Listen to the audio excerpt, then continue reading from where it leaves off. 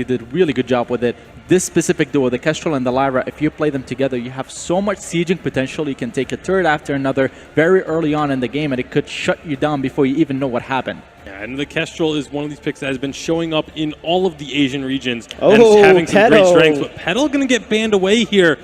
Oftentimes, that means a team is looking for a Kroll. But this is Impunity, and I'm wondering if they're just trying to bait that out of Kraken now. Say Kraken, usually when you see the Petal ban, the opposing team says, okay, we're going to grab the Kroll so that they don't get it. So I'm wondering if Impunity is just trying to bait that pick out of Kraken right here. I also think this is when Kraken is going to be pinched into playing things they have been hiding so far in this tournament. I mean, with the Petal ban, it does make sense to go with the Kraken, but there are other picks that can work against it. There is the Alpha that does well against it. There is the Sky that is still open. CP Sky is an amazing pick, especially with Lyra, the Bulwark, and the Sustain. You can keep yourself safe and just use your range advantage. Yeah, I definitely like Sky, and I love Kraken taking the Crow as soon as they saw the Petal being banned. Also, Crow is also good against Baptiste. Baptiste would not be a good pick here because Crow can stand his ground and fight against Baptiste toe-to-toe.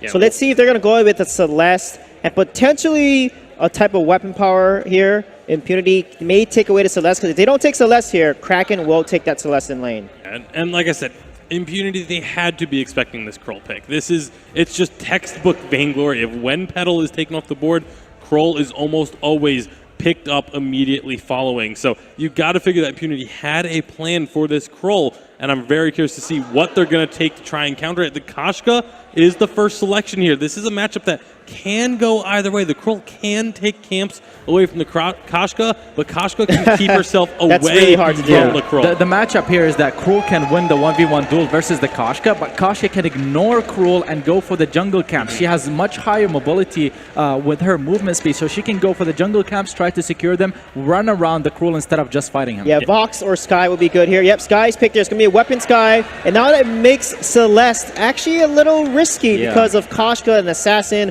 Lyra with the portal, and Sky so mobile that she can dance around the Heliogenesis. Yeah, both of these picks are also exceptionally well into Kroll, so they, like I said, they completely baited out this Kroll pick. Impunity expecting the draft from Kraken and playing to counter it. Now we'll have to see whether Kraken are bold enough to just lock in that Celeste regardless. Are they willing to go into a difficult matchup and just stick to their guns here? I mean, what's so amazing for Impunity here is that in this draft, they have in the much stronger early game aggressive composition. We talked about how both of these teams are going to be looking to play aggressive. Impunity is coming out with a clear advantage in that regard, so much better draft for them especially. Kraken has a history. They do play some Saw, so Saw could potentially come out here and they can just win and just push the lane hard early with a Crow and an Ardent supporting him. So that could be a pick here because they're out of options. They could do a Vox and do double weapon power as well, but Vox into a Koshka and a Sky is going to be really rough because they can just get onto him as given how mobile they are. I feel like that mobility is also a reason why they should not go for a Saw pick here, because the mobility will just be countering it out. Saw will be stuck in place while Sky and Koshka just dance around him. Oh, they are just going to go with the Celeste. Wow. When things get risky or things get iffy, just go with what you know, and that is what Kraken is doing here with the Celeste pick. That is going to be tough to play just because of the fact that Sky is going to be able to dance around the Celeste very effectively, especially once she picks up a Poison Shift. Something that Xgrondo mentioned earlier is that the Poison Shift, the mortal wounds, reduce the barrier, so Vanguards coming out of Arden are not going to be as effective at protecting that Celeste as usual. All right, it's that time once again, gentlemen. I've got to ask you for your predictions. You all went for Kraken in game number 1. That didn't work out. How are we feeling coming into game number 2, Sweetjay? I really like Impunity's draft, so I'm going to go with Impunity. Even if the drafts were a little bit closer, and they are not close drafts, I was going to flip over to Impunity for this game.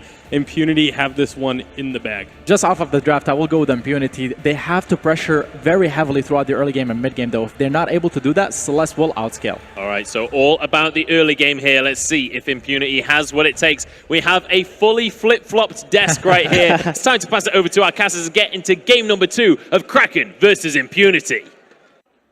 Cheers, guys. Well, would you look at that? 0-3 against Impunity last time around. This time, all the desk is behind Impunity, and guess who else is as well? It's the crowd. Obviously, the crowd here. It is the Singapore home team. Why wouldn't you be behind these guys? They have been playing fantastically, and obviously I know that they really appreciate the support. I know that all the players love it when they can hear that crowd cheer, and especially when you know it's for you as well. Oh, this is an interesting draft. Interesting draft. Obviously, Weapon Power Sky coming out. You have dive potential. It's really good against kiting. The Cruel too. But Mua's Celeste is something that you always have to be aware of. Mua has got a great Celeste. We saw it yesterday. It can carry the late game. Oh, I'm excited. They got the Koshka on the side of DefQ as well. Here we go. We're on to the fold. Impunity over on the blue. Team Kraken over on the red. Done a switcheroo with some of the picks.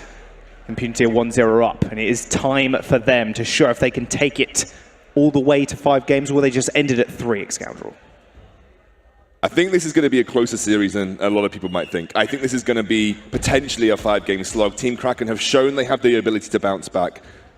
They've shown that, you know, coming out of China, they were a team that was kind of underestimated. I bet a lot of people put them in their brackets as the last seed in their group. They came out first. Let's not underestimate these guys. I think underestimating these guys is what got a lot of teams into hot water beforehand. Quarterfinals just disrupting Team Kraken, or at least trying to. Through a Principal Arcanum towards Mr. Dog. Not quite as aggressive as it was in game number 1. I don't think Team Kraken right now want to mess with Impunity's level 1. They actually just gave up this central treant completely. That flare that Quarterfinals threw out, it showed that Babala backed off, and this is going to give a free central treant over to Kisi, who's going to head back to the lane, nice and rejuvenated. Yeah, Kwesi on this Sky this time around, something that's been gaining in popularity. Mura in a lot of trouble already. You can see 4 barrage used, can't quite find the damage, but already he's feeling the pain up in this lane. Really punishing to play against the Weapon Power Sky as someone like Celeste in lane. They can continuously just shovel that pressure on, continuously take fights like this, just take fights like this over and over again. Forces the Flask as well, steps up to the plate. And Kwesi shows him his place. Yeah, now that Mr. Dog's come to lane, that'll be a little bit more protection for Mua in lane on this Celeste. That's going to be good. But here comes DefQ. DefQ is here. Quarterfinals does step up also. Bright Bulwark onto Mr. Dog. They were trying to get to Mua, but he was at the top side of the lane, so couldn't quite land the pounce. Good from Team Kraken not to overcommit to that lane. They could have very easily shoved in and got too close to the Koshka, giving her an easy way to jump in and get the damage down. Not quite yet, though. Here goes the central tree on it. DefQ is going to be trying to take that, but Babala is around. Yeah, there's a scout trap in the brush as well. Ooh, DefQ, got to be careful, buddy. Spectral Smite, who actually got that one? I didn't quite see. DefQ ended up securing it. Quarterfinals is going to follow him up as well. Babala chooses to back off, and that's 2 for 2. Now the treants to Impunity. Going to back off here. Playing a little bit more reserved. That's the core collapse used, and that's going to give Kwesi an opportunity to go in, put some pressure down. Won't get too much from it, though. It is hard to land forward barrage as Sky in lane. This is something that kind of holds CP Sky back in lane. Often your forward barrage just gets tanked up by minions, and there's a lot of ways to negotiate the lane, so it's harder to get that single vector skill shot spell to land consistently. And that's why Weapon Power Sky excels in lane, because she can rely on her basic attacks and Suri Strike to reposition. Team Kraken have been so aggressive in day number 1, but right now I think they're a little bit scared of Impunity in all honesty. Yeah. They're not going as aggressive as we've seen them. They're very aggressive in the way that they're actually putting a lot of vision down, especially around the Elder Treant, which we've seen a fair bit, but in terms of actually taking fights, as I say that, Quarterfinals does find himself in a little bit of trouble, but a Bright Bulwark will make sure Babala can't actually touch the carry. Yeah, Bright Bulwark is really good at shutting down Cruel's advances as well. He kind of just runs into the edge of it, can't find his target, and therefore kind of gets stuck. Essentially, so you've got to try and find an opportunity to jump in when Bright Bulwark is down. It's a long cooldown spell, and that's going to be something that Team Kraken are going to be essentially keeping in the back of their minds. Now, you mentioned Team Kraken aggression, Jaws. They don't need to be as aggressive with this composition. They have a Celeste, after all. In fact, one of the stories from yesterday was that we saw Team Kraken have both aggressive and defensive style of play. And when they have Mua on the Celeste, they chose to be a little bit more focused in the late game. Ooh, DefQ taking away some of this jungle. He's going to be able to steal it as well. And here comes Quarterfinals for the backup. DefQ just taking away so much of Babala's jungle. You can even see in the CS here, 10 CS actually above the Crawl. Oh, they found an opportunity. Mua might be in a lot of trouble here. Does use the boots to get away. Hops on the broomstick. Core collapse onto the Koshka. DefQ in a little bit of trouble as Crystal Sentry was pounding away at him as well. before Barrage, slowing that Cruel down, then he couldn't apply those weakness stacks, couldn't look for an executing blow on DefQ. Really good ways of shutting Cruel down. I think that's what the analyst desk was really focusing on, was that Cruel is going to have a really difficult time remaining relevant. But he won't have to stay too relevant. He doesn't need to be aggressive. He can go towards a more defensive style of play in the late game, just looking to apply weakness stacks to Koshka, diving in on Mua. Mua hasn't got a reflex block, by the way. It's something that the difference in styles of play that we're seeing between Team Kraken and Impunity. Impunity very focused on knowing that defense is important, getting a reflex block early on versus a Koshka is important.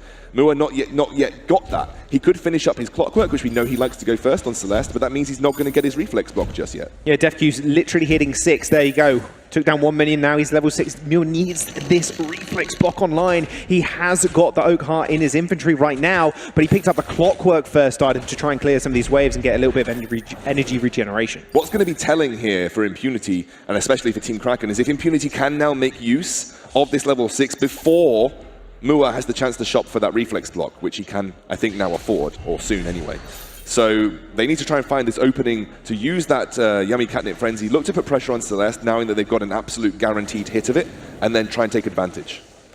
Oh, Mua might be in a little bit of trouble here. There's Yummy Catnip Frenzy, can't block it. Core Collapse actually stops DefQ. Death from above is going to find it as well. The snare just makes sure he can't move, and that is first blood yet again to Team Impunity. They're going to focus down this turret as well. Oh, hang on a second, Sky's in a lot of trouble. Sigil to actually heal him up, and there's the first turret as well. The Surf got thrown out. DefQ did end up getting stunned up, but they are in a 2v3, and look at the damage coming out. DefQ jumps in yet again, but actually just gets punished for it this time around. Yeah. 1 for 1, but turret taking the advantage of Impunity. That might come back to bite Impunity, but we literally just talked about not having a reflex block versus a Koshka, and Impunity needing to punish that. Impunity certainly punished that. And now they're going to look to try and contest this gold mine. This is a good response from Team Kraken, but I don't know if they've got the ability to take this with the weapon power Sky still up and powerful. 2v3 and Impunity actually forced Team Kraken away there as well. They don't even have DefQ as the main source of their damage right now with that Aftershock so early on. It was only Creasy and Quarterfinals. That is how scared Kraken are playing at this moment in time. They know how strong and how mobile Creasy is, and it's going to be so hard for them to lock her down. Death from above as well, when you're all grouped up around the gold mine, it's really difficult to negotiate your way around that. So I think Team Kraken just realized that with Death from above coming down, with the fact that it's a very mobile weapon power Sky, and you've got Quarterfinals there with his bright bulwark and healing, it was a wiser decision to take the back seat in that fight and not get too overextended. Quarterfinals nearly at his fountain. That'll be a big break point for them. It gives them a little bit more safety in these team fights. Well, I do want to mention that Babala is going for Sorrowblade first. This is very different. Like, you're against the Lyra. Why would you just not go Poison Shiv? Is it because you just don't think you're going to be able to be aggressive? I guess that's the reasoning. Ooh, Death from above narrowly avoided by Mr. Dog. I mean, he just wants the damage, it seems, just to try and actually get on DefQ, but if odds are you kind of need that Poison Shiv for the Mortal Wound as well for the healing. If you jump in as Koshka, one of the punishes that you have is that you can go straight into a Core Collapse, you can get your healing locked down from the Lyra so that the Sigil, an aggressive Sigil used to sort of boost up DefQ in these fights, won't be as good. But then Koshka doesn't really get punished as hard by seeking aggressive plays now, because he's always going to have the full healing backup of Quarterfinals on this Lyra. Look how aggressive Impunity are playing straight up in the front line, even pushing them in now. Babala just taking away some of his jungle, but Impunity have pushed this wave all the way up to the turret as well, and Creasy is going to make meme work of it if Team Kraken are not careful. They also have all their cooldowns available to them as well, so again, something to be kind of scared of. Mr. Dog does have Gauntlet though, so something to keep in mind if you're Team Impunity right now.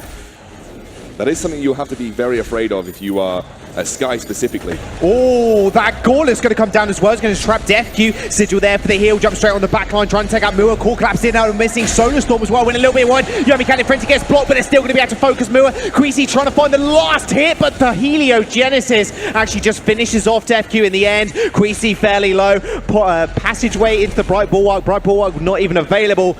And that'll be Quarterfinals going down as well. That's going to be a complete ace for Team Kraken, and they're going to find the gold miner also. It was a great block from Impunity, but the gauntlet from Mr. Dog separated out Creasy, who couldn't get into the fight.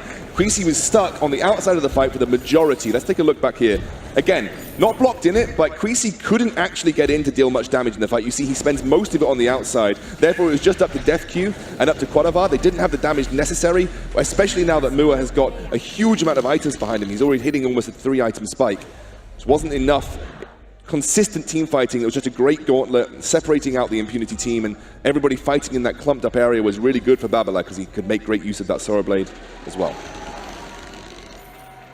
Yeah, and Eve of Harvest as well. That's what I was about to mention. So much healing coming out from Moore on that Eve of Harvest. Yeah, even after that ace, there's a 2,000 gold lead for Team Kraken right now. The crowd is fully behind Team Impunity still. Yeah. I mean, realistically, as soon as I say Impunity, the crowd just goes up and up and up and up and up. Well, they know that if Impunity win World Finals, Playoff Beard gets his beard shaved on stage. It's exactly why they need to win. On stage as well. I think he's crossing his fingers right now, I'm not going to lie. No, I think Playoff Beard wants his beard shaved. Everybody wants Impunity in the finals. Singapore wants Impunity to win the World Championships, and they are definitely showing that they've got what it takes to do so.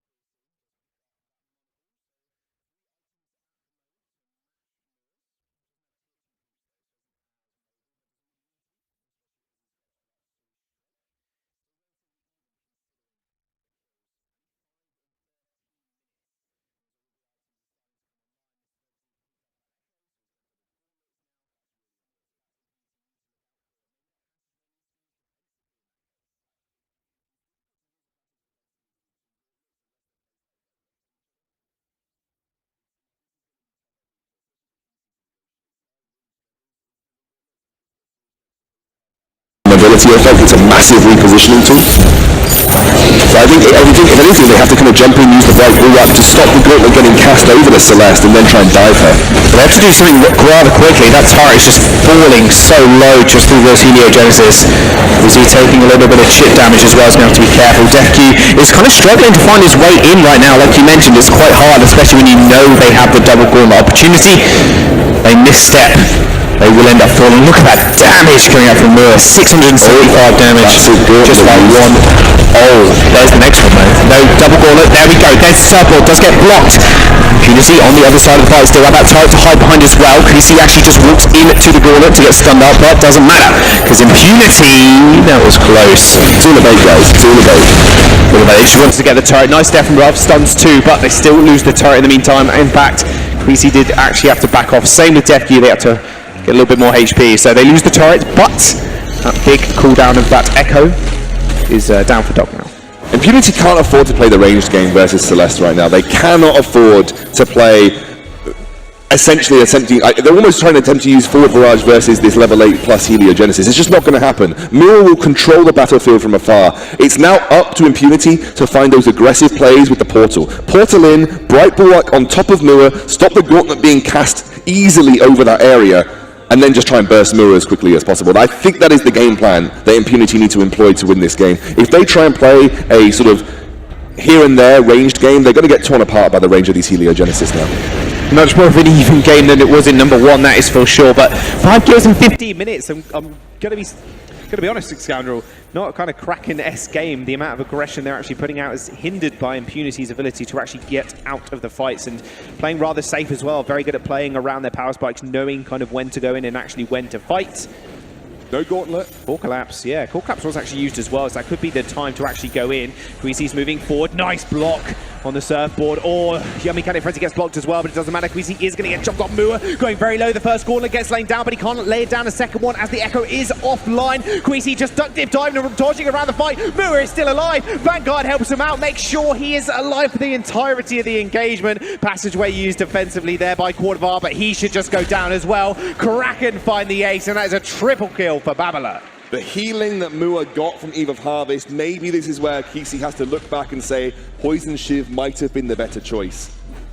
They don't have the burst necessary. With only 1 turret's monocle, they need at least the second if they want to employ that kind of game strategy. Without it, if they wanted to just play a 3-item weapon power Sky, Poison Shiv needs to be the way to go. Mua got taken low so many times, but everybody knows what kind of damage a Celeste can do and what kind of healing she can get, especially if she hits her Solar Storm across multiple members. Let's take a look at that again. It was very disjointed from Impunity. I felt like you really needed to get that Bright Bulwark on top of the Celeste to stop that Gauntlet getting cast easily, to stop the Vanguard going into her. The problem was the Vanguard was, or the Bright Bulwark was mainly used to kind of stop the aggression of the Cruel. The perfect fight for me would be getting on top of the Celeste, and if Bright Bulwarking her, you stop the Vanguard onto her, you stop her movement speed coming out easily, you stop a Gauntlet being put into good places. But even with that ability to dive onto Celeste, just the burst damage isn't quite there from Impunity right now. And therefore, if you think about it that way, maybe the Poison Shiv was just like the better choice. Kraken are 2 turrets.